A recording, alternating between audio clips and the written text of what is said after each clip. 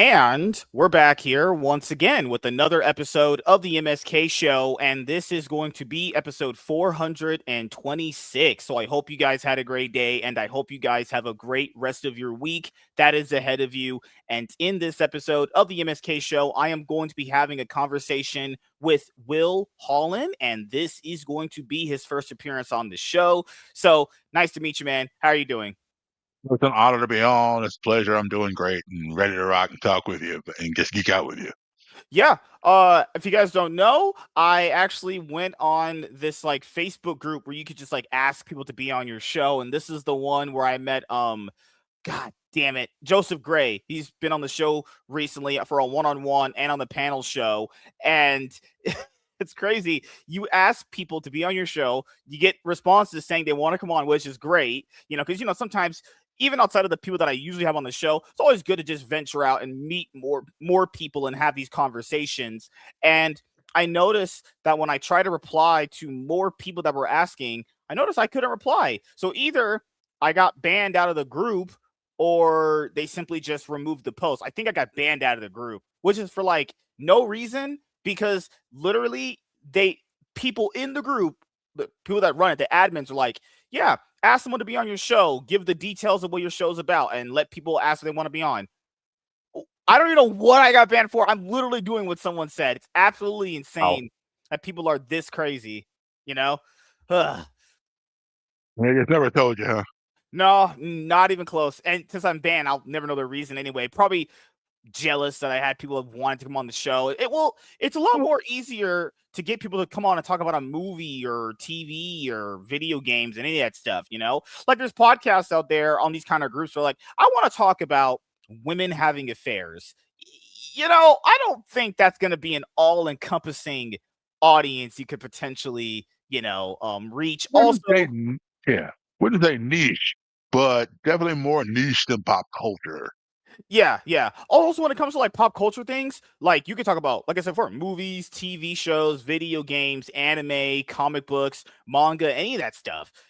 Like how, like I want to do shows where I can get them to like a lot of episodes. I have one that's just dedicated to like esports and traditional sports where I talk about like the NBA and NFL.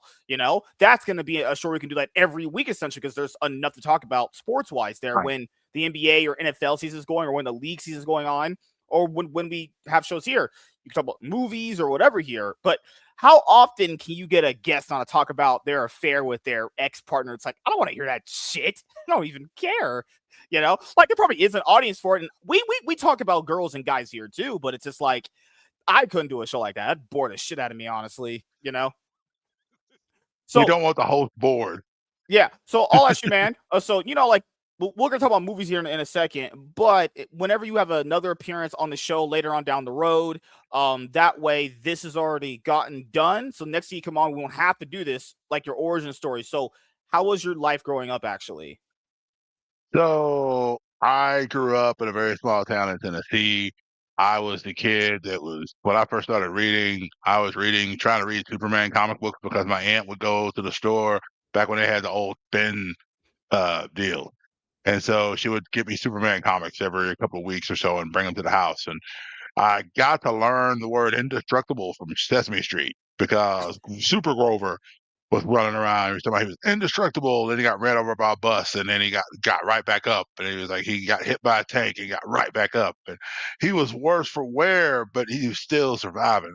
So like, okay, I know what that word is, and I can kind of put it that Superman is that way too because I see the letters.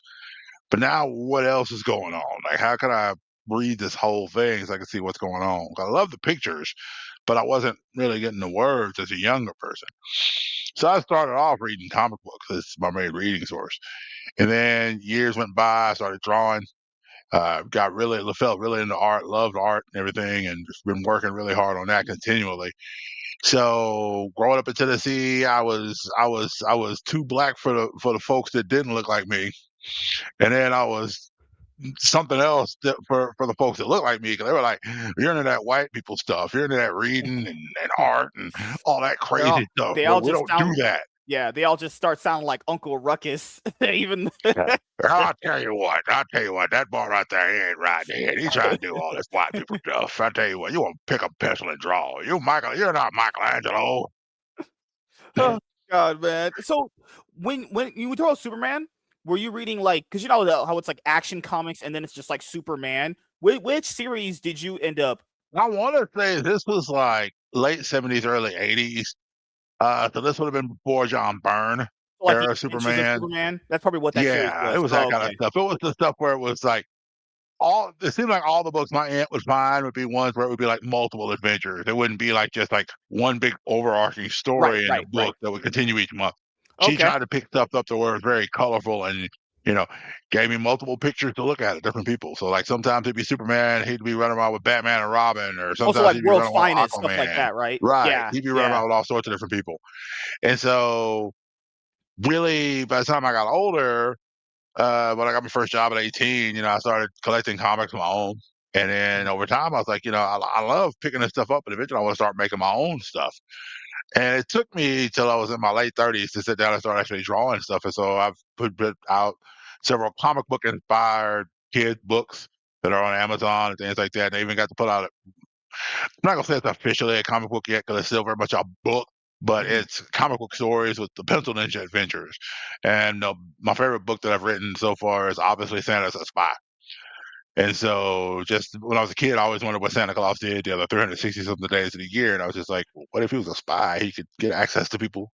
He could do all these different things that nobody else could. He can get in and out of places.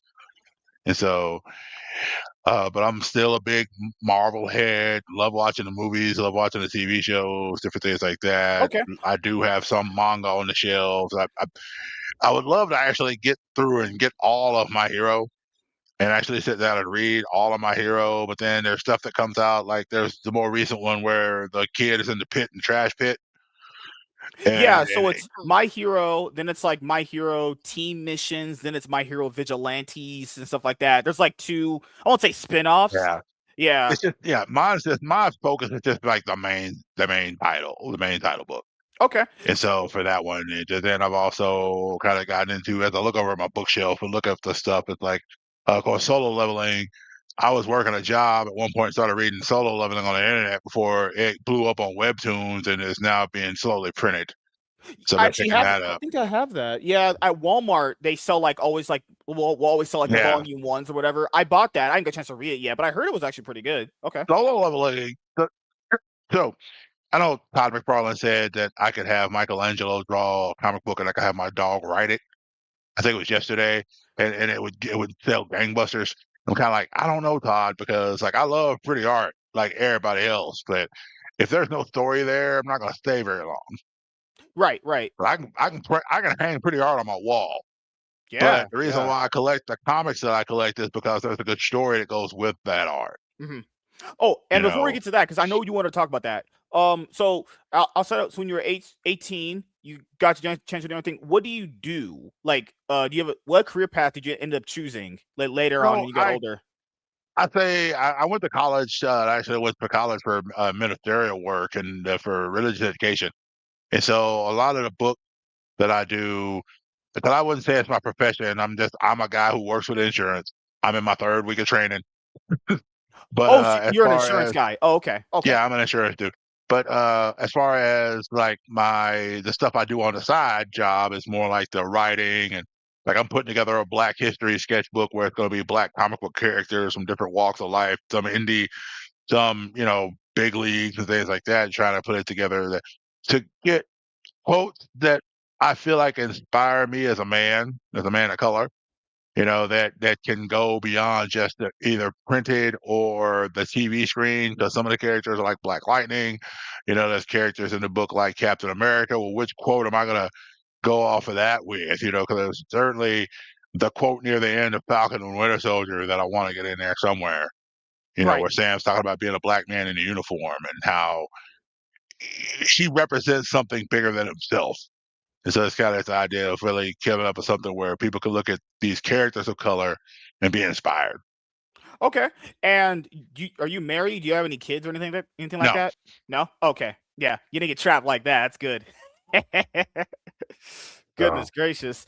How old are you? Are you like what, 50 or something like that? 52. 52. Okay. Yes, Okay. sir.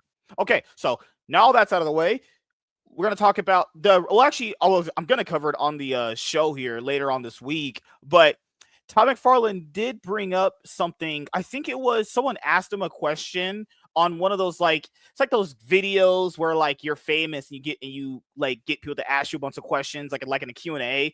And I think the question went like, what is more valuable to you, Todd, art or writing? And he said, yeah, I think he said something along the lines of, I could have a comic book written by my dog with art by Michelangelo, and it will sell gangbusters. And then that got everyone again talking about what's more valuable in a comic book, art or story. So, and keep in mind, if you guys don't actually know this, when it comes to comic books, this shit literally comes up as topics every month. Actually, it probably comes up every single day from off the internet. Obviously, me personally, I think it actually, there's a lot more nuance to it. I think it depends on what position said person is in. So since Todd McFarlane is literally he had a lot of money, he's filthy rich, he looks at stuff differently based off of the perspective of money. Nothing that's wrong. I would love to have a lot of money myself, so I fully agree with him. So he's Right. seeing things from a business perspective, because if you look at Todd McFarlane's Spider-Man run, or if you look at his Spawn initial Spawn run from when Image Comics first formed, I mean, if we're being honest here, his art only sells because of the art. Like when someone's buying like t-shirts with Todd McFarlane Spider-Man on it, they're not buying it because they remember what the hell was in that story. Honestly, I'll be honest with you guys right now, I don't even know what's in that story because no one's ever talked about it. The only thing that's talked about is how good his art is. So if he's going off of just a specific point of just money, I agree with you. That's an agreeable point. But like I said before, good art is actually going to only keep people on for so long, because Mhm. if only good art can keep people on, then why not just have one artist do that entire line forever? You know what I mean? So like True.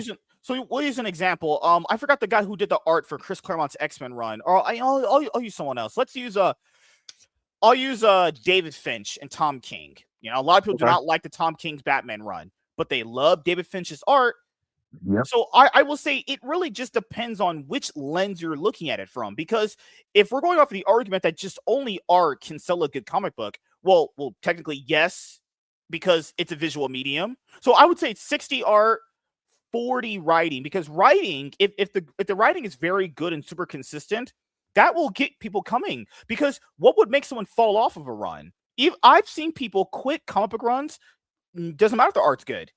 What they would quit it for is because the writing ends up going to the shitter. So I would say the Mm. artist has the job of getting the people in the door, but the writer would have the job of keeping people on the title, because Mhm. people gave up on Tom King's Batman run after that wedding special. You remember that, right? Where Yeah. everyone was full with that wedding special.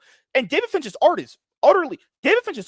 is so good, but even Some of his the great tightest stuff I've art, ever seen. Yeah. yeah, that shit actually looks like it could be part of like an animated movie. You could literally style an entire movie of this guy's art. But his good art, it couldn't save Tom King's Batman run. Good art Mhm. can only do so much. If the right, I do think that it would be like an equivalent of having a house, right? You have this great house, but if the foundation and structure, it can only do so much. But if you have bad, what's that shit where if you have like a bad ceiling, your fucking whole roof will cave in. If you have bad interior structure in your house, it will fall apart. So Right. I I don't like denigrating the writer, be like, oh, the writer is just not good. I do think the writer plays a very important part. Good art is only going to keep someone on for so long. The only reason why I think art is a little bit more valued is because it's still a visual medium, and people, even if they don't like that person's art on that cover, they'll just buy a variant Mhm. cover. I'm not saying the writer has, they're like a leech. Like, you remember Carry On Gillen? He was like, oh, he did a presentation, and he had this presentation that went like, the artist doesn't need you. No, they definitely need it. We'll use this. Batman Hush. It was Jim Lee and Jeff Loeb. Jim Lee's art in Oh Batman my Hush goodness. is fucking. Whoo, that shit, people hung in their walls how good that art is. Jeff Loeb's writing is what kind of kept you there, because we know Jim Mhm. Lee, he can be a little on the lazy part for a lot of his art, but it's just I, the argument gets brought up so much, and I can understand it from all different perspectives. I can. But I do think it depends on who's saying it. Like Rob Liefeld is a business guy, crazy lunatic business guy. He sees only things he only sees things through money. But this is the problem with comic books. Like I think you mentioned this to me. We were talking on Facebook. Comic Mhm. books cost a lot of money. And if you're not making money, you kind of can't make another one. That's the biggest problem, right? Comic books cost a lot of money, guys. Guys, an average floppy could cost like $6,000 to make. You know. Now, keep in mind, you could sell that book only just off art alone. They don't even know what the story is. Because keep in mind though, I could tell you what the story is, but every story you've heard throughout your life, that shit starts blending together at a single point. I think I've heard every story concept you can ever think of. Like, how much more different is this other random guy story going to be compared to like all the other ones you've heard, you know? But I'll ask you, man, what did you think about what Todd said? Like, what's more important for a comic book, art or writing, actually? Well, I'm gonna start with an expression that we've all heard at least once. Mhm. You can't judge a book by its cover. That is true. That's primarily spoken about people because we have different things and there's nuance to our lives where you can see certain things and then make assumptions based on what you see until you get to know that person and then you understand, hey, wait a minute, maybe I made some presuppositions about them that weren't good based on what I saw, based on the package. With comic books, it's almost the opposite because I don't know how well the writing's going to be in a new book if it looks bad. I really don't. Now, when I look at a cover of a comic book or a novel or whatever it is, if I see it, it draws my attention to it, the title, the artwork, whatever it is, the package of it all. I'm like, okay, I'm going to spend my hard earned $6 on this book and see if I want to keep it going for a while. I get the first one, I'm reading, and I'm like, okay, this is really good. I like where the story's going. They're introducing this villain, this dude that Bruce knew back here, and all this other stuff with using Batman. And then this happened, and now they're gonna fight the next issue. So I'm like, okay, I don't know why they're fighting so soon, but this may only be a 4 issue run. I don't know. But if the art looks good and the story is captivating, that's what's gonna keep me there. That's why soap operas work so well. You don't necessarily need beautiful people on soap operas, but you need good compelling story on soap operas to keep people in it. Yeah. And I do have the quote pulled up, the whole quote. He says, I can sell a book that is drawn by Michelangelo or written by my dog, but what I can't do is sell you a book written by William Shakespeare and drawn by my mom. But that's also a weird a part of his quote too, is because William Shakespeare, guys' writing is like reviewed as very, very good. That's the thing. Right. But when you're looking at the context of it through a business lens, like he is, like I don't ever want to be this guy, but I gotta be this guy because people are, they're not smart at all. They just don't get life. I gotta always explain to people when they're listening to the show. Money carries everything, people. It just does. And comic books even more so than other mediums, because comic books, they cost a lot of money. Yeah, your story might be the best written story of all time. Honestly, there are comic book runs out there with great stories. Marvel, DC, Image, all these guys cancel them because they have low sales. Now, is it because of art? Is that because of writing? Could be either or, given any day, given how a person feels, right?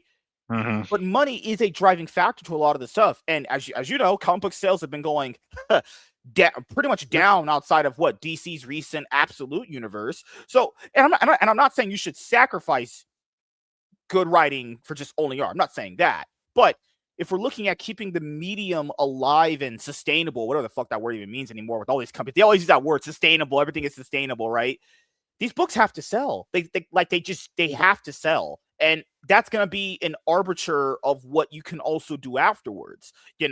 Like if I were to hire people for the show and the panel, I would have to care about money because I have to keep I would want to pay you and I would want to keep the show alive. So, but the thing is, if we're not entertaining and if we're not bringing you a quality narrative each week with our videos and topics of the podcast, it also can't work. So, like I said before, I don't think William Shakespeare is the best person to use that for, because William Shakespeare is known as a pretty good writer. I would say if you had a write, I don't know, fucking hell, the person who wrote Catwoman, if the person who wrote Catwoman was The on fuck that book, movie?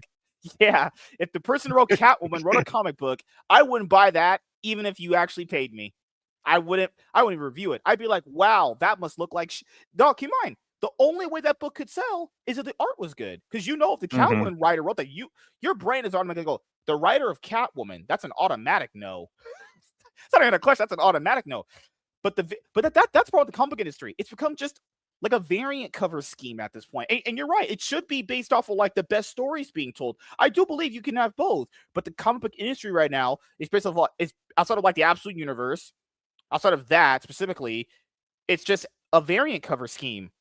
Marvel Marvel just cancels issues at 10 just to reboot it back to number 1, so it just gets a bunch of Right. variant I covers. mean, Miss Iron Man just had Marvel, that. Yeah, Iron yeah, Man Miss just had that. Marvel, Captain Marvel, stuff like that has just been Yeah. constantly recanceled and brought back, and it's just like, what are you really trying to tell us?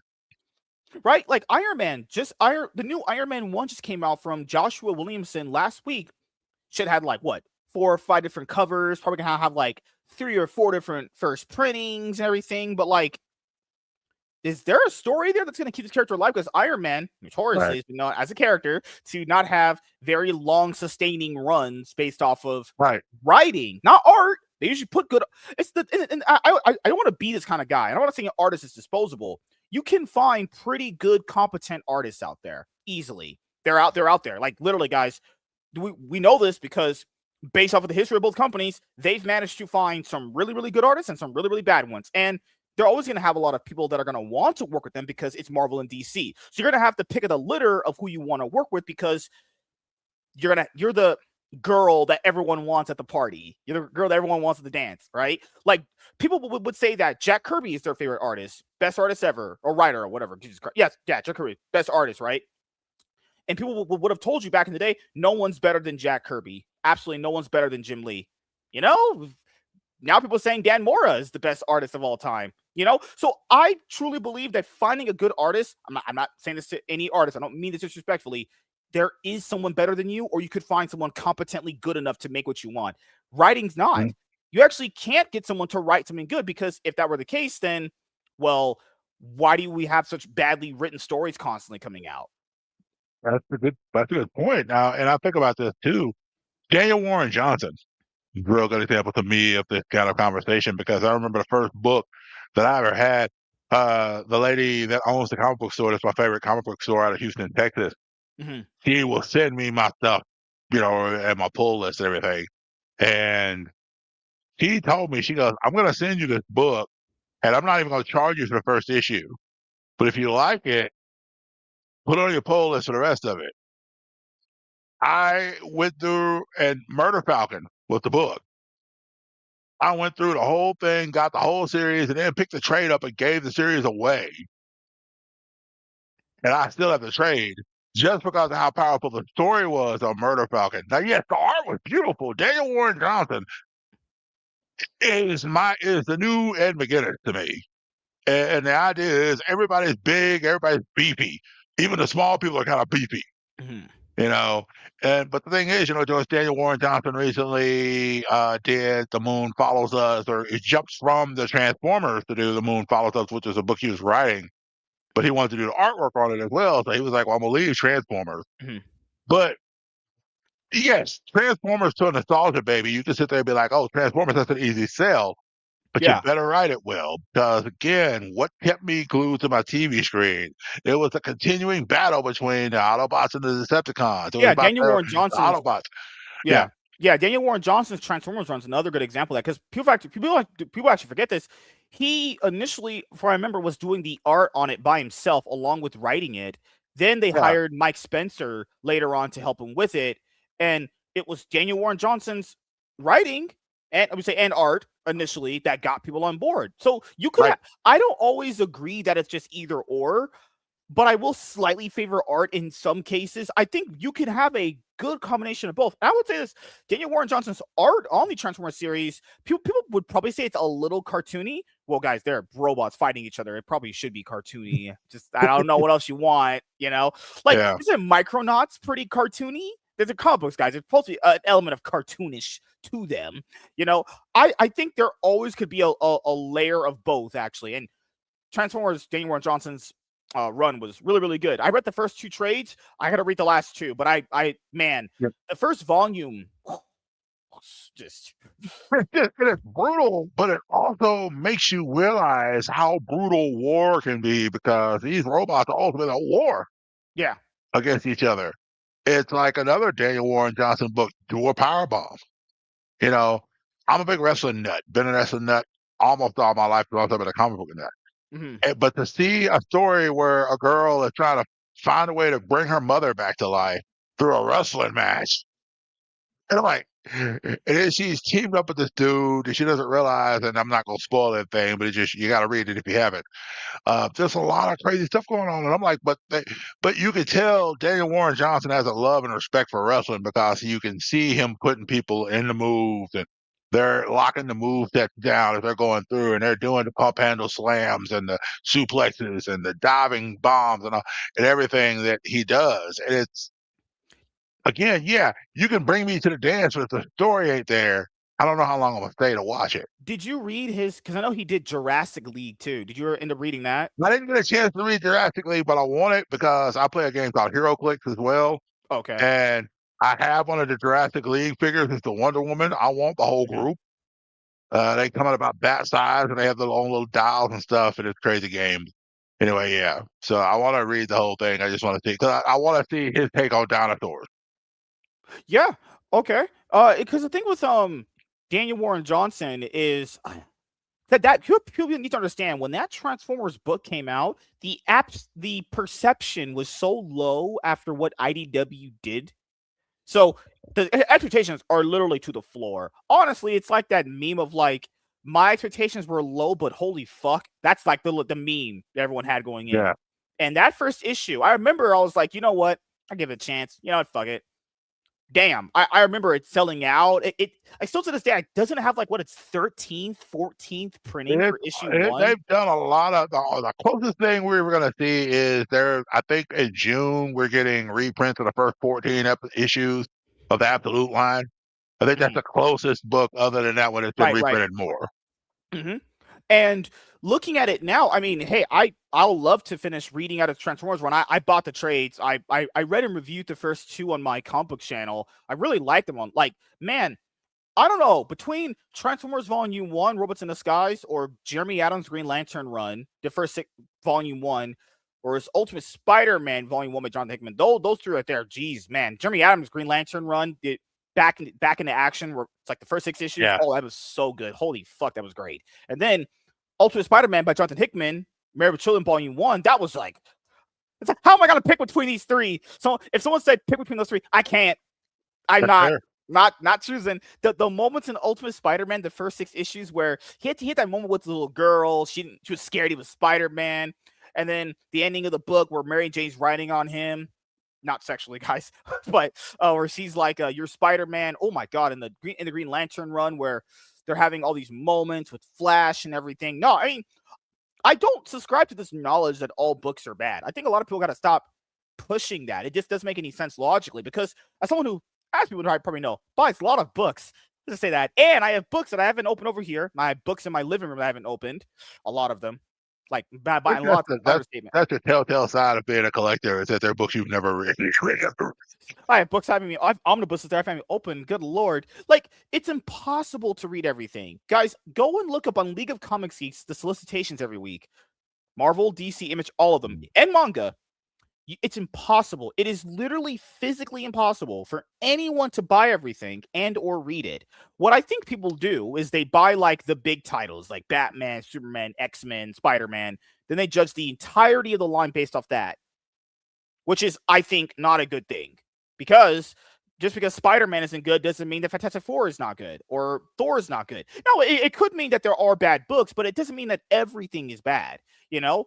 Like, but then again, the big titles should be good because that is your draw into how people get into the Mhm. hobby in general or read, right? Also, like you mentioned, the Absolute Universe is getting reprinting of all the series. The only one that I stopped getting is Absolute Wonder Woman. I bought like the first 10 issues of that, but for that series, I was like, you know what? I reviewed the first three issues, and I was like, you know what? This one I'll just kind of wait on to buy in trades. Doesn't really matter to me. Okay. I bought all of Absolute Martian Manhunter. I bought an Olive Green Lantern. I love it. I read the first 3 issues of Absolute Flash. Absolute Flash is so fucking good. I love that book.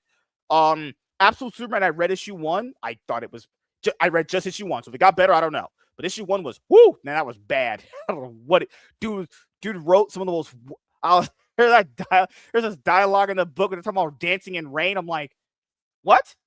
It is so badly written. Now people have said it has gotten better, so I will be sticking on with it. Issue 1 was really awful. And then Absolute Batman is the series that I've read the most. I'm going to be reviewing issue 11 of Absolute Batman coming up this week. Absolute Batman, I think it's actually pretty good. I do think it actually warrants the hype around it. I actually like Absolute Batman quite a bit. That most recent issue I read, whoo, oh my god.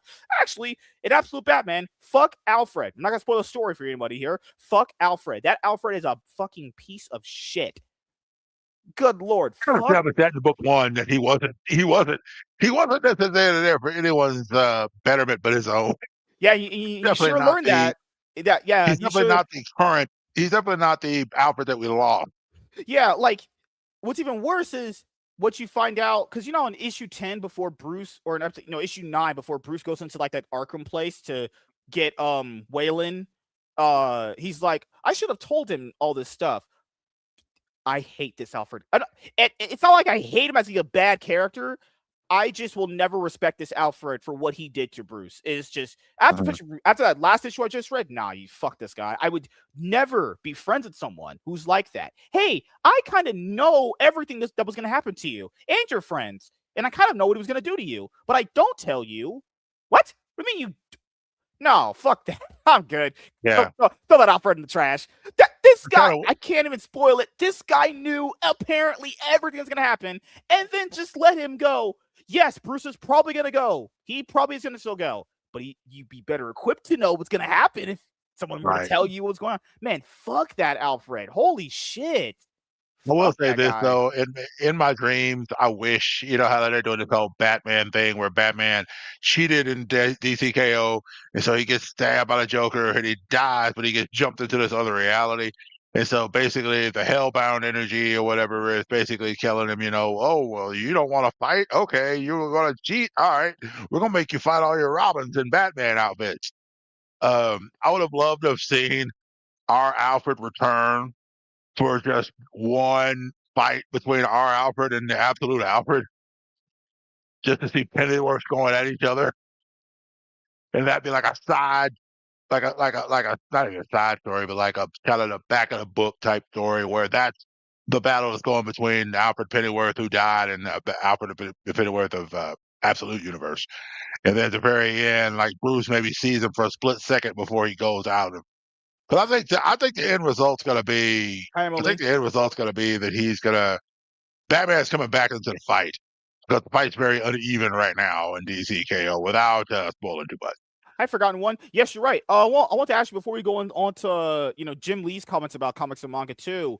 Um, what is currently on your pull list beside the Absolute Universe? Or are you getting all the books in the Absolute Universe? Or are you only just getting like Batman, Superman, or Wonder Woman? It's primarily Batman, to be honest. Oh, okay. It's just um, I have a disease similar to Big E from WWE. Um, I like big meaty men slapping meat. And just, I mean, when it comes down to I like really good fights. I like situations that don't know. Like the first time Absolute Batman goes and does the connection to his bat symbol to the axe handle, and yeah, he yanks it off, cut your boy's hand off, and it's like there's a hospital 2 blocks away. If you go now, you might be able to get it reattached. I'm like, okay, I'm in. I'm good. Like I'm in. You Yeah. got me. Like, Mhm. and then I think it was in issue 3 where there's a little kid, black man, remember? And he runs up and tries to hurt him or something, and Oh, then it he was in kind of issue picks him up 6. and just Yeah, yeah. punch him on the kid over the thing, and then the mom's like, "What did you do to my?" Oh, she just kind of jumps off. Yeah. Yeah, this is probably gold in a book that shouldn't have this much funny stuff in it. Yeah, no, I think Absolute Batman is good. I do generally think it warrants the hype right now. It's also crazy because at the end of issue 6, where he kicked that little kid who was trying to stab him off the, that was actually really funny. It panels to the Joker and he says, "Get Bane." They're like, "Okay, we got to just bring in Bane. This guy's Yeah. insane. This guy's crazy." And I'm still trying to figure out what's Bane's actual size. Because the fact that Bane literally picks Batman up by his head and Batman in this universe supposed to be 6'8", Yeah. Bane is literally a small building. Oh yeah. Because So I'm like, hey, like I'm 6'3". I wish I was 6'8" in comparison. I almost would love to be able to stretch myself out a little bit more. But six to me, eight. to me, I just Good six lord, eight. man. They said Bruce is 6'8" in this storyline, and I'm like, first of all, how many 6'8" dudes are in Gotham City that you can't look at that dude and be like, obviously that's Batman. That's the only dude that's that big. Like, it's not a rocket science issue to me. It's like there's got to be a lot of bigger people. And then you look at Bane. I'm like, okay, never mind. Yeah. Maybe you wouldn't know. Yeah, and I also think absolute Batman could be a good indicator of essentially your story doesn't have to be like written like a William Shakespeare story. It could just be a fun, entertaining story that makes people have fun. Like I don't understand this when it comes to like writers. They always try to write the most technical, advanced story, and it's like then they'll shit on something like Harry Potter, which is a lot more simpler. And it's like, yeah, sometimes simplicity at what's that old saying? Simplicity at its finest. Like you don't always have to make the most writtenly complex story. Like sometimes I like stories that are just very simple. Like you can also have complexity in a simple story. Like anime. Anime is a big example of that. Anime or like manga will have something that's not even complex, debated and theorized on forever, even though it's a simple, basic concept anyone could understand with just their own eyes and ears, right? So you can make simple stories that have complexity. I just don't get why it can never be one or the other. Absolute Batman's, I would say not the best written story, but it is very, very entertaining. And it is written very well in a lot of different areas too. Like you can have all encompassing things. It doesn't have to be one or the other. About my hero. Basic core of my hero. The question is, what does it take to be a hero? Is it what you're Yeah, made of, or is it what you become? And that's you think true. about Deku. Deku is not born with a quirk. He is literally the base human that's in the X-Men. If the majority of the people on the planet were X-Men and there were only a few humans, Hmm. take the X-Men and almost flips it on its head. If you think about it, it's like, okay, is that complex? Not really. Until you start to understand that young Midoriya is gonna wants to be a hero in spite of the fact he doesn't have a quirk. He's doing all these notes. He's getting all scientific, if you will, professorial almost about all the heroes, their strengths, their weaknesses, their costumes, and all this other stuff. And then All Might sees the heart he has to be a hero in spite of everything. Yeah, And like he changes his whole concept of who, mhm. what hero. Midoriya literally changes the biggest hero in the world concept of what a hero should be. Yeah, my hero's a good my hero is a good example of that as well, where the premise is actually very fairly simple. It's essentially like low. It's essentially I would say X-Men for a for like essentially lower of a mindset than what you go into X-Men. Like it's X-Men without like the all that civil rights and allegory bullshit they always try to insert now and all that stuff. It's essentially just like, hey, what makes someone a hero? Then you start thinking. Very simple premise. What makes someone a hero? That's it. You know? Oh, I wanted to ask you, what did you think about Jim Lee's comments on why manga is selling better? Because I know you wanted to cover that too. I'll say this. First of all, uh, Forgotten One Music says, hey, to you, he put a message through. Yeah. I don't know if you had a chance to see that or not. But so my main thing about that is real simple. I thought to myself, in a manga, even though there's going to be more story, when you purchase a manga, you pay about $10 on average, Yeah. between $10 to $16 for a manga, and you're going to get a completed arc of a bigger story. So you go and you spend that $10. You may spend another $10 in a month and get the second arc. And it takes a while for you to get it, but by the time you've hit maybe 15 or 16 issues in this book, in some cases, you're about done. And that's the complete story. Hmm. And so you spend maybe $150 to get one full story in a manga series. Where if you were like, if somebody said, "Hey man, what's a good manga I could pick up? Here, bring me this back. Here's the first volume of this manga. I want you to read it. I want you to come back and we'll discuss it. We'll talk about it. Then when you bring it back, I'll give you the second one." Now you can't do the same thing for floppies because I mean you could because I mean you could give the 6 to 8 issues to somebody and say, here's Transformers the first 6 books, or give them a trade afterwards. But you have to wait till the trade comes out. You're already dropping at minimum, unless it's Images #1 book or some of the DC compact ones. You're spending roughly about $20. Right. Because if you're doing because the first Transformers Robots in Disguise, that first volume, that's like the first 6 issues, right? So it's what, Yeah. $4.99 So times about what? $5 times, so about $30. Yeah, If yeah. you bought them just straight up, Single and you weren't issues. Yeah. buying any, single issues, and you weren't buying any alternate covers, and you weren't buying any shop Yeah. exclusives, things like that. $29.94. That's yeah. But as far as because keep in mind, guys, just that, and I know a lot of comic book series right now are doing the whole like it gets 6 issues first, then if the sales are there, then they'll give it more issues, right? That happened with Right. Absolute Martian Manhunter. Scott Snyder said, "Hey, if this sells very well, there's the demand there, then it'll be a more of an ongoing series." Or the sales have to justify for it to constantly keep getting issues. And Right. if come on, that's $30 for a miniseries, $29.94. Now a manga that's going to come out with the first 6 chapters is at max $12 MSRP when it comes to like Yep. taxes and everything, right? So even if you just want to compare, well, what about a manga to like a 6 issue run for a character? Manga is what? Because $29 minus 12, that's what, 17? It's $17 cheaper, and it's a bigger book, and you get more pages in that book too, right? So even if we're just also let's do omnibuses. You know how manga has like those 3-in-1s? That's manga's omnibuses. A regular omnibus for Marvel and DC characters could go anywhere between, if you're buying it on sale, like 40, $50, even 40, that's a 50 lot of bucks. money. If you're buying it like what I usually do, PayPal paying for, wink, wink, easier, cheaper way, or you buy them just outright, that's like $80, $90, Yeah. depending on which character, run, artist, writer, all that stuff, right? A manga omnibus, a 3-in-1, costs like, not even kidding, guys, $12.99 maybe. $12. Actually, Walmart, you mentioned Walmart a while ago. Walmart has the One Piece 3-in-1. One Piece 3-in-1, the first 3 volumes. How much that costs? $10.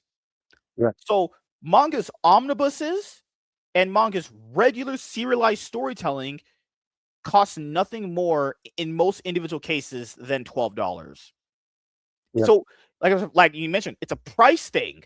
Like if you had like a niece or a nephew and you wanted to get them into comic books, what's a bang for your buck? You buying your niece or nephew this One Piece volume that has 3 volumes, $12, or you're going to get them a 6-issue miniseries of single issues for $30. It's like, if we're going off of just money, that's what they're going to choose as manga. Right. It's a price thing too. You mentioned compact comics. DC is doing a great job with those. That's essentially a character, full story arc, all the issues there.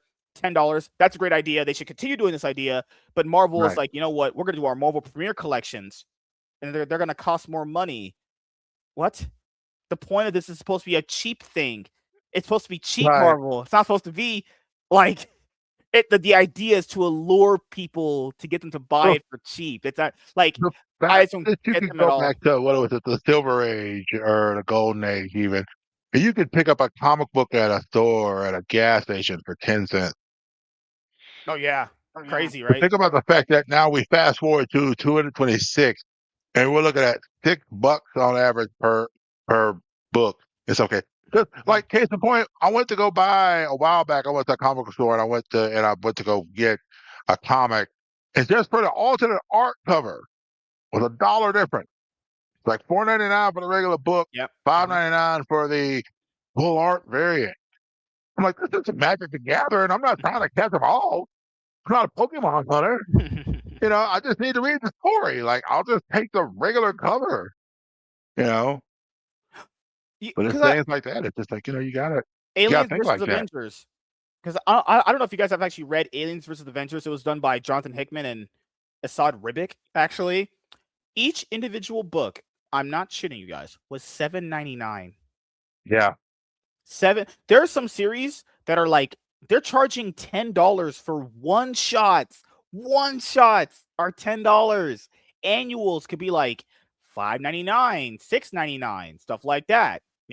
It's just when you and then keep in mind, it's not just if you were just only buying like 3 titles, that'd be fine because that's like what $4.99 times 3. That's like what, like $17, I'd imagine. That's not bad. Now, when you start adding in a lot of other ongoing series and mini series to that is going to add up. That's going to be eventually like closing in like $60. You guys have seen those videos on YouTube.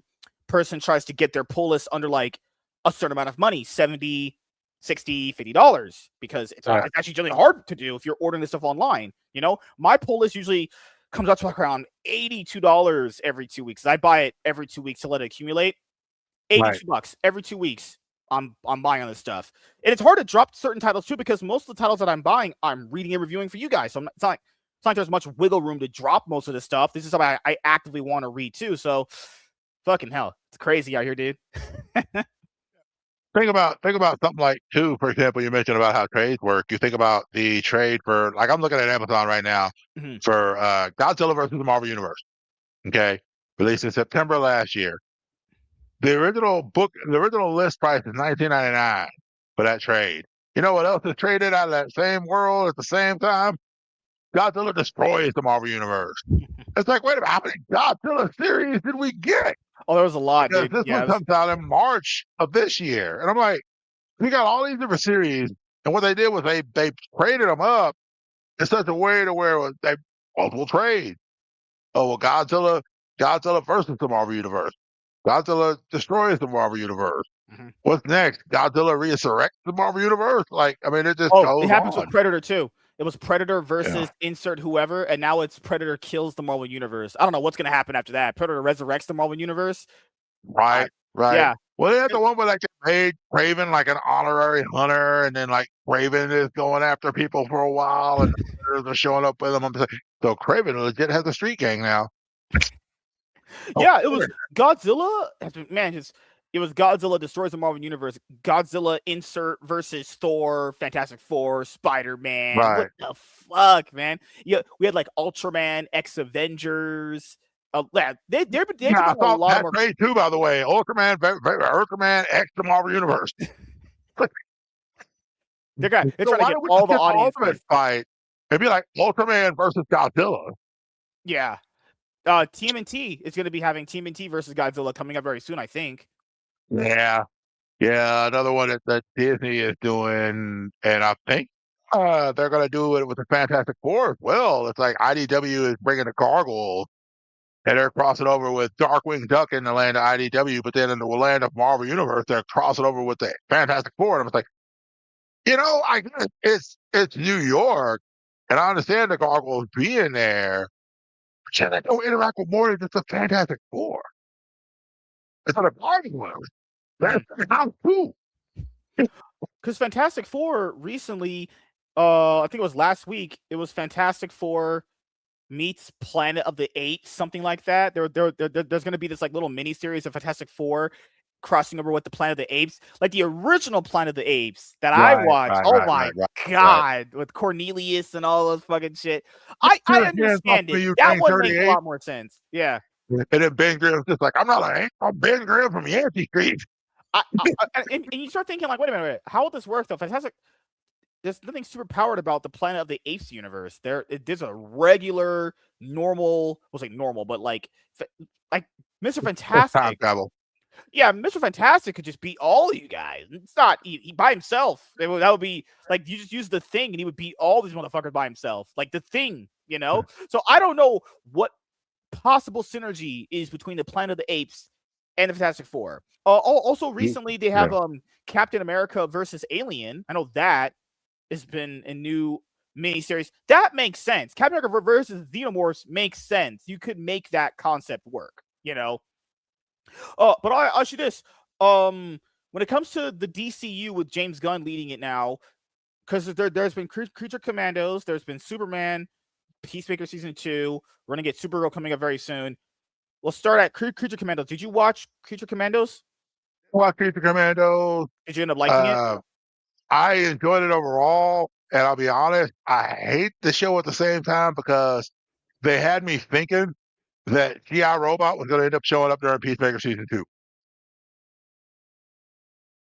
But if you've seen Peacemaker season 2, there's a reason. There's an obvious reason why. If you haven't seen Peacemaker season 2, I'm not going to spoil it for you. But All right. What did you think about James Gunn's Superman movie? I know it's mixed amongst a lot of people, but what did you I think? loved it because it reminded me of being that little kid on my kitchen floor reading Superman comics. It brought that sense of hope. It brought that sense of awe and wonder. As much as I enjoyed Zack Snyder's Superman, I didn't feel awe with it. It felt very depressing Mhm. to me. And so it's very hard to get excited about it. And then just the fact of them having to explain kind of why Zod had to die. I get it if you're a military person. I get it if you're a soldier. But Superman never was really raised as a soldier. So it doesn't make sense that this person who was raised on a farm in Kansas is going to snap this dude's neck. Mhm. I mean, it's just kind of my thing. But that's a whole other Oh thing. no, So yeah, I yeah. enjoyed Superman very well. I love Crypto in it. I love Mr. Terrific. I was like, I never knew I wanted Mr. Terrific in a movie till I saw him in that one. And that's all Uh, I want now. what about Peacemaker season 2? Did you? Because I liked Peacemaker season 1, but I never was interested So in watching season 2. I will tell you right off the bat, they established that James Gunn's version of the events took over Peacemaker season 1. So when you watch Peacemaker season 2, watch the intro stuff that goes in it Mhm. because you'll see how they've rewritten it to fit James Gunn's world.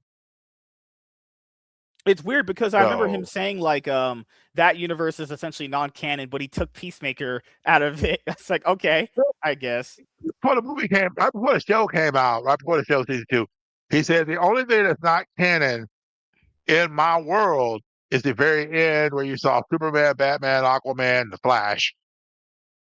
Because Peacemaker had the joke about the Flash, he Yeah, had the joke yeah, I about remember. Aquaman and what he did with fish. And so they said that everything up to that point is canon for Peacemaker. And then that one point, and you'll see it when you see Peacemaker season 2 at the beginning. Like I said, don't skip it'll say, you want to skip the rewind or whatever they call it. The don't skip that because you'll see how they redid it.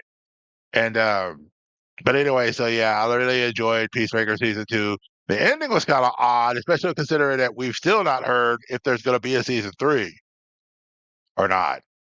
Because they left it on a very big cliffhanger. And so, whether he references it in Superman, Man of Tomorrow, or something like that, I mean, he could very easily reference it, and that'd be the way he gets around not having a season 3 of Peacemaker if he doesn't get it. And so, but yeah, they leave off very interesting. There's a comic book run where some stuff happens involving Luthor and a lot of the villains, I and know how he's they referenced it. basically Yeah, create yeah. and they create a world that's kind of like they throw people in it. And so it's kind of the idea. They basically do their version of that storyline. Are you excited for Supergirl coming up? Yeah. I saw the most recent trailer that was on during the Super Bowl. I love the idea that crypto was kind of found family too. And I think, people are complaining about, oh my gosh, crypto was Superman's dog. He wasn't Kara's dog. It was Superman's dog. I don't really care. Because the MCU over the years has taught me we're not going to literally go point for point. Because if you've read the stuff, you're not going to want to see it redone exactly the same way. But if you're going to tell me a good story with it, it makes more sense. That it's like, okay, she was walking. Apparently, there's this funeral of people that have passed away, and then she sees this dog try to survive. And so she basically picks him up and kind of, that's how their relationship starts. And so this idea that you have a girl who was able to watch the world around her being destroyed, whereas her cousin didn't get to do that. Not only that, but if they follow the age order, Supergirl technically is actually older than Clark.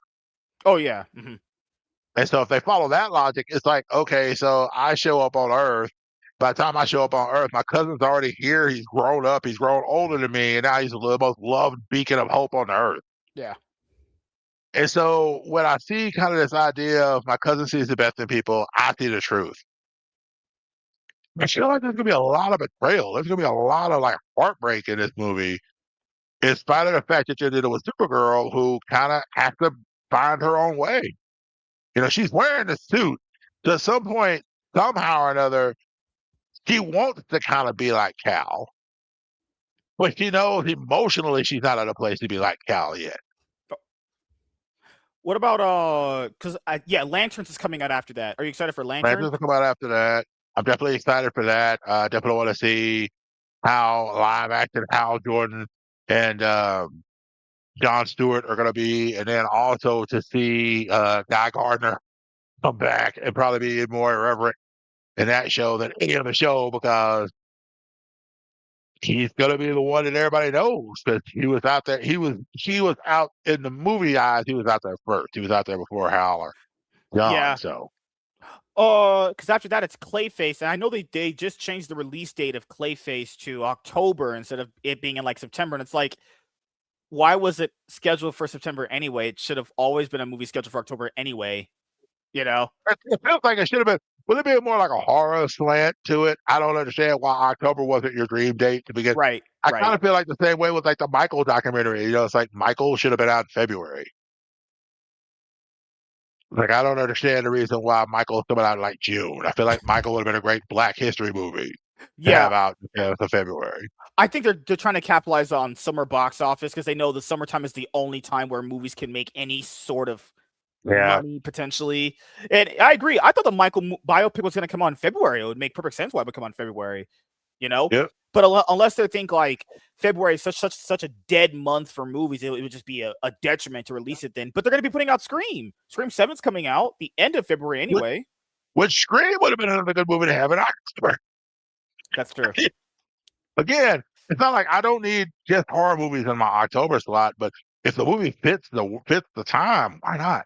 Yeah, Even if yeah. you do it a couple of weeks before Clayface, you know, that way you're not smacking into each other, so to speak. What about Star Wars?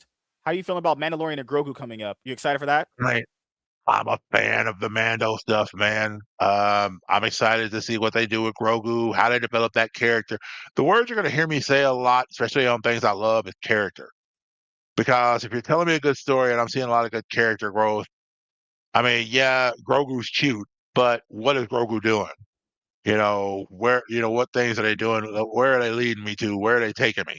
Mhm. You know, because are we ultimately still getting this whole thing now? Apparently, with Kathleen Kennedy being they said stepped away.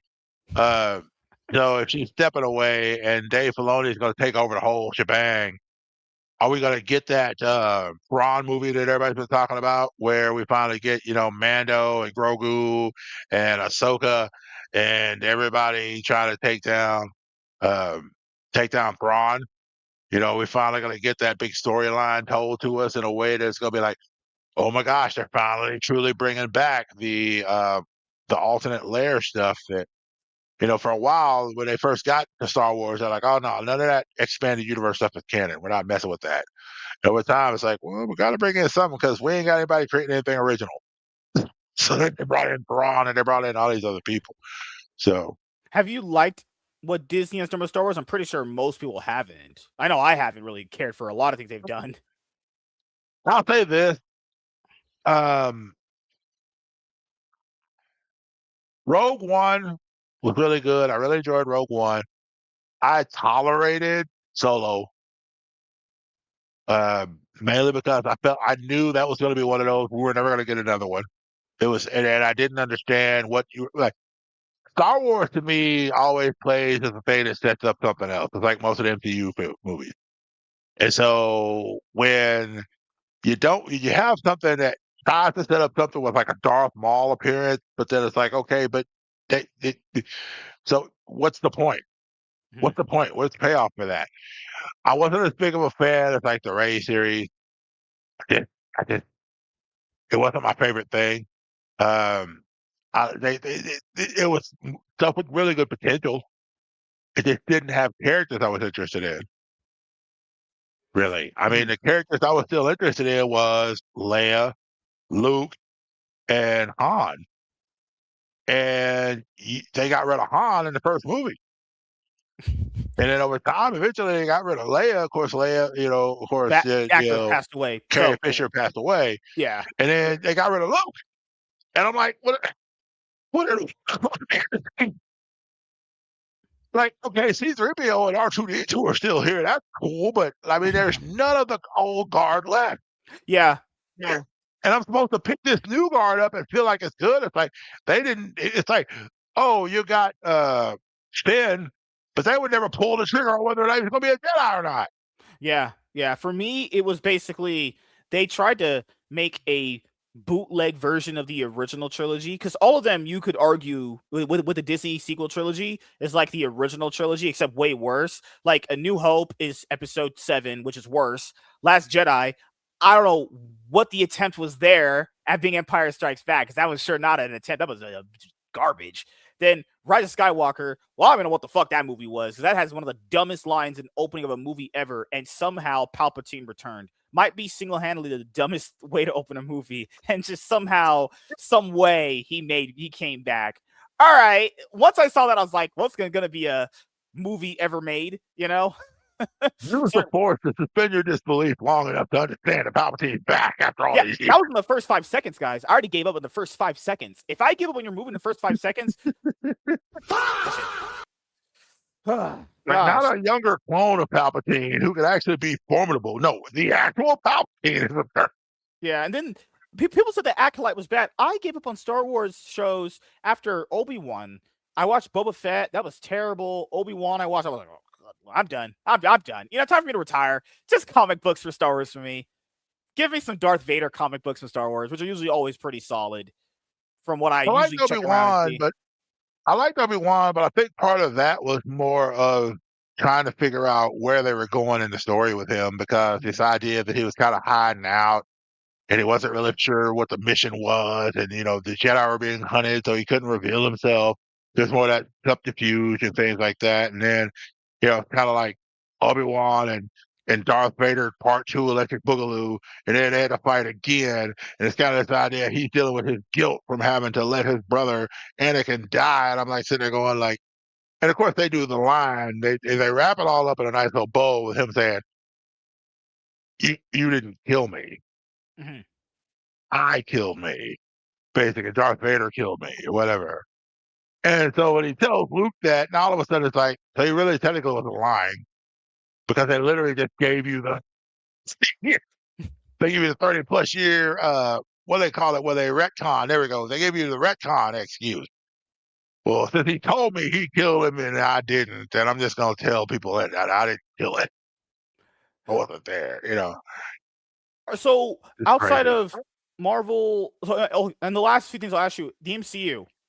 Are you excited for Brand New Day coming up? Brand new day, I want to see what they do with it. I did watch Wonder Man as well. Wonder Man actually got me pumped. I'll be honest. Wonder Man, I really enjoyed what they did with it, even though there's no guarantee we're ever going to see Simon Williams again. Probably, yeah. Uh, but I want to see more of him because of the way they portrayed the character. It was more of a, if you saw him as Marvel, it's more, they kind of went down that road with it. They basically said it was like a mutant and he didn't know how he got his powers. He just has always had them. Type thing. They didn't go with the whole, oh, Baron Zemo gives him these weird powers while he's in jail type thing, Mhm. to destroy the Avengers, and then he eventually turned and became good. They did it more of he was a little kid who wanted to be an actor, who wanted to please his dad, because dad saw him in theater one time. It's just like, "Yeah, I know you can do great things," type of deal. Really powerful story. I really enjoyed it. The guy, of course, Ben Kingsley, just chewed up all kind of scenery in that show. And but he was really good at it. Like he gives you the Trevor character he played in these others, or I got a real good development from him. He becomes a lot more rounded character in the show. So if you haven't had a chance to watch Wonder Man, I'd watch Wonder Man. But yeah, I'm definitely excited about Brand New Day. Of course, any Spider-Man project so far, I don't know that I've seen a miss really with the Marvel Spider-Man stuff. So Okay. I'm So hoping you've that with liked this all new of Tom one, Holland's movies so far? I like all of Tom Holland's Spider-Man movies. Okay. What about Doomsday? You excited for that? I want to be, but But the reason I say I want to be is because they gave us these weird trailerettes, and then the Russos immediately came out and said, "These aren't trailers, guys. This is just stuff that hints to the actual story of what's going to happen." So then, where's the trailer? Like, I understand you don't want to do a whole lot because the movie doesn't come out till December, but you're not really wetting my whistle if you're going to sit there and tell me that, well, these are hints. These aren't trailers. And you have to legally say that now because of that whole thing with Avengers Infinity War where the Hulk showed up running with the Avengers and in an actual movie he wasn't. So then they did that whole people did that whole lawsuit against Marvel and other people talking about, you can't promise the Hulk if he's not going to be in the movie at the end, type thing. And so now the Russos have to come out and pretty much say, well, everything we're showing you is not literally in the movie at all. Like there's none of this necessarily is going to be in the film. But just let you know, there's a story here. And I'm like, okay, I could go into my own theories about the story that they're possibly telling, yeah. but I'm not going to do that because the whole thing is I just want to see a decent trailer that doesn't tell me everything, Hmm. And the like trailers they every put other movie. out, like the trailers they put out have been, I get the idea of they have to market the movie differently now because you just have to kind of have a different way that you promote your movies now. Right. Like the X-Men trailer I liked. I liked the Thor one, but Captain America one was all right. There wasn't really anything. I mean, we knew these guys were going to come back eventually. So it's like in your head, you already know this. And I know people are going to be like, but doesn't that ruin the moments of Endgame? Well, you guys know how people keep saying that movies aren't one-to-one adaptations of comics? Yeah, in comics, Right. they bring characters back that they kill off. It's annoying. That's No one hard. likes it. Yep. So, yeah, that's why I tell people, hey, some things in comics are not always good. No one Yeah. likes that when you kill a character off and you bring it back randomly, shitting on the event you had him go through that death in. But last few things, last year, man, is do you have anything planned coming up that you would like to let the audience know about? Uh, so I've been a part of a TTRPG podcast called Adventurers Roll Out. And so we'll be getting back into the saddle with that pretty soon. They're doing a Helldivers campaign right now. But I'll be coming back into it with our character Harbinger and doing some more adventures with them pretty soon. So that'll be something that you can go out and check out. As as people, I describe Harbinger as a mountain of a man who's a monk who has a heart of gold but fist of steel. Okay. And the last thing I'll ask you, or one of the few things, because you've been a little bit on a hiatus from your own show. So eventually you are going to come back. Because I think the last episode you put out was like what, February, Yeah, it was around October? October or something like that. Yeah, it's debatable, and the reason it's debatable right now, I've been questioning whether the goal was originally to hit episode 300, kind of walk away. That's 300. But then I'm sitting there like with all this stuff going on. It's kind of one of these days I've only got one life and one voice, and there's been a lot of personal issues going on with me, body wise, and so just trying to figure out what the next steps are. Because there's certain things that are going on in the world around me right now that I want to speak to, but I'm not sure if I could speak to those things in the current podcast that I'm doing, or if I Mm, need to kind of switch gears and maybe speak to that for a while. okay. Because I feel like as a as a as a as a Christian in America, I feel like there's something that needs to be said when a lot of people are claiming the name of Christ, but not treating people the way Christ would treat people. I would say, start another show and do the one you still currently do because I have that. I have one where we talk about, the movie, TV stuff here, and then I have another show where I talk about sports and esports too. It's always good to have, in my opinion, once you because remember you can take all the lessons you learned about your first podcast to this one. And you're gonna be and this one could come out even better than your other one, and Right. it allows you to essentially talk about a different thing that you always want to talk about, but you can still talk about this stuff too. I like having them both. Like one week, if I'm not feeling movies, I can go and talk about sports for a while, and then sports will have my eye for a little bit. Or if I'm not feeling sports that week, I can come on here and talk about all this other movie stuff with people. It also keeps it so things aren't getting stale too. Because at some point, Right. things get a little stale when there's not Yeah, new and or that's not kind of movies where coming I out. gotten, but then, like I said, I went through about 2 or 3 months where I was in and out of the hospital for some different things, and I was just like, I'm sitting there asking myself, "What's worth it to me at this point?" Yeah, So that's kind of where I'm at the moment. But speaking of sports, real quick, before we bounce out, I was gonna ask you, did you get a chance to check out the Super Bowl? I did. I did. It was Okay. horrible. It's fucking so bad. Well, The the Patriots got annihilated. defensive games I've ever seen in my life, and the kicker should have got the MVP. I think the only other worst Super Bowl I watched was when the Seahawks initially threw against the Patriots. When he could have just ran the ball in and he threw it and it got intercepted. The overall game was very good, but it's that last moment that really screwed him over on that one. The only other worst one was I think it was shit. Rams versus I know. Patriots. That was really bad. Yeah, Oh, the Broncos versus like the Seahawks or something like that. It was a Broncos yeah. final with like the Patriots and Seahawks, and it was a Broncos stomp from like minute one. It was so bad. This one was awful because the Patriots just look like okay. I was being mean on social media to them, and I'm always going to be that way to people, but it's so disgusting to see a team choke like that. They weren't the Patriots were what 15-3, something I like think that. so. So they were not. Well, that's not a bad team. It's just so disgusting to see a team choke that hard in that moment in the very last game of the season. And keep in mind, no one's gonna remember their regular season. All they're gonna remember is that final game against the Seahawks Yep. where they choked that hard, and they were choking badly. It was awful. You could tell that they were just out of their depth the entire game. And keep in mind, I had the Seahawks winning it. If you people have watched the games, Patriots had a very flimsy run to the finals anyway. Seahawks should have won every scenario. I honestly think the Super Bowl was the week before with the Rams and the Seahawks. That was the actual final game because that one was horrible. That was so bad. I think it got so bad in the game. Do you remember when one of the Seahawks players, when they were rushing the ball in, he blitzed everybody and ran into the Yeah. touchdown zone, and they didn't even count it. They said it was offsides. That wasn't true. He wasn't offsides. They didn't count Right. that because it would have that score would have been that shit would have been like 42 to like 9 or some shit. He Right. literally Right. wasn't offsides. He blitzed because it was the final Right. play. Like Yeah. at 4 minutes in, he blitzed everyone. We're not going to count it. Offsides. What do you mean you're not going to count it? It wasn't offsides. You fucking refs ruined everything. What are you talking My favorite about? moment. My favorite moment in the game was still, I think it was Seattle was getting ready to pass the ball, and the one guy kind of, as he was getting ready to throw it, the one guy kind of clipped it, You're and right. then there was Yeah. another guy right behind him. And he's just like, "Oh, hi there, boss. I got the ball. What am I gonna do? I'm gonna run." Yeah, yeah. I think what made the quarterback give up is that final interception. You know how the Patriots were finally trying to throw the ball? It was the final interception before like 5 minutes. His face was like, yeah, there's nothing we can do. They're just a better It's a team. wrap. Yeah. He was like, wow, another because last year the Eagles had the most sacks. Now this year the Seahawks have the most sacks in the Super Bowl. The Seahawks defense is really good.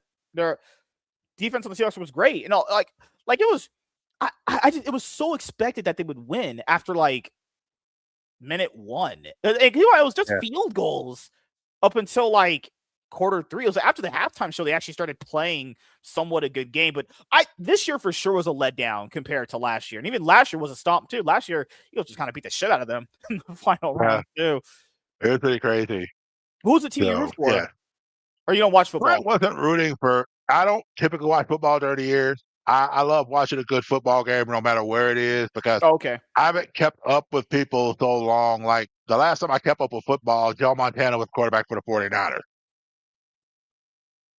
Like Joe Montana, Jerry Rice, Emmitt Smith, Deion Sanders, Barry Sanders. That was my era. So I really hadn't gone in and done a whole lot since then as far as keeping up with people. So I just like watching good games with people, eating Okay. some decent food and just enjoying the time. All right. So So the last thing on man is do you have any shout outs? You want to get to anyone in particular and anything else you want to say before we head out?